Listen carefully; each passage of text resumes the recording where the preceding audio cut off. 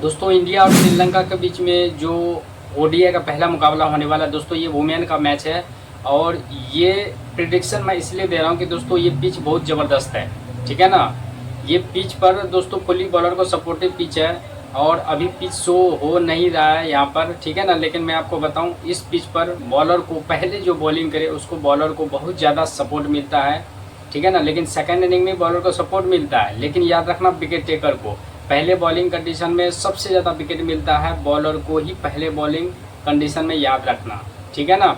अब क्यों होता है ऐसा है, क्योंकि देखो दोस्तों जैसे जैसे मैच आगे बढ़ता है तो थोड़ा ड्यू आ जाते हैं, जिसके कारण बैटिंग करना बहुत ही आसान हो जाता है। बहुत ही नहीं, बैलेंस की तरह चल रहा है ये पिच, समझ गए।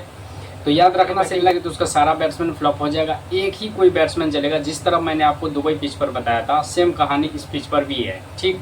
तो दोस्तों इतना क्लियर हो गया। अब मैं आपको बता रहा हूँ, देखो ओडीआई मैच में अलग ही लॉजिक अप्लाई होता है, तो थोड़ा आपको मैं डीपली में समझा देता हूँ। इस तरह से जो है आपको टीम लगाना है, ठीक है ना दोस्तों, लगाओ। लेकिन मैं आपको बताऊं, कभी न कभी एक ऐसा ही मेरा टीम होगा जो आपको जीएल विन कराएगा, तो 100% ये संभव है, ठीक है ना। इसलिए आप लोग सीखो समझो, और ऐसा मैच आएगा तो 100% होगा, ठीक है ना।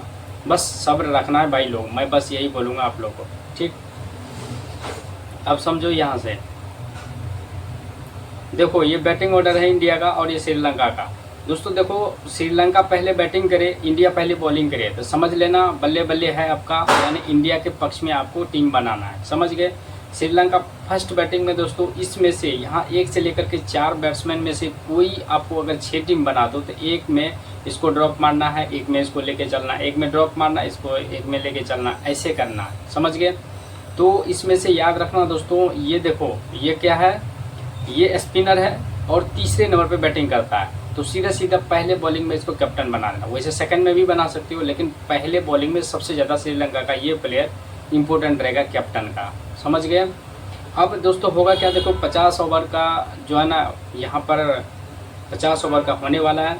तो इंडिया का पहले बॉलिंग में क्या होगा, इंडिया का जो यहाँ से 4 से 5 बॉलर है, जैसे आर सिंह ठाकुर, पी मिश्रा, गोस्वामी, ये सब जो भी है 1 से लेकर के 5 बॉलर तक आपको पहले बॉलिंग में रखना है। सेकंड में क्या करना है, जो चौथे नंबर पे ये है तो इसको ड्रॉप मार देना, 3 ही बॉलर लेना, ठीक।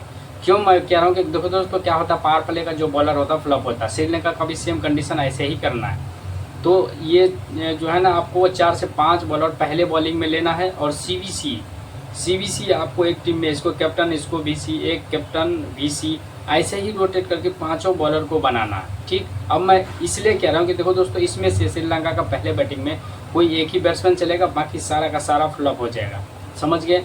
और सेकेंड इनिंग में यहाँ से इंडिया का जो प्लेयर है ये और मंदना, ये दोनों रन को चेस कर सकता है, या हो सकता है ये गलती से आउट हो गया तो एक ही प्लेयर टीम में आएगा, बाकी सारा ये भी फ्लॉप हो जाए। तो इस कंडीशन में आपको क्या करना है, जो इधर से स्पिनर है ना, स्पिनर पेसर दोनों को, जो पावर प्ले का होगा और जो दूसरे नंबर का बॉलर होगा उसको आपको रखना है, समझ गए।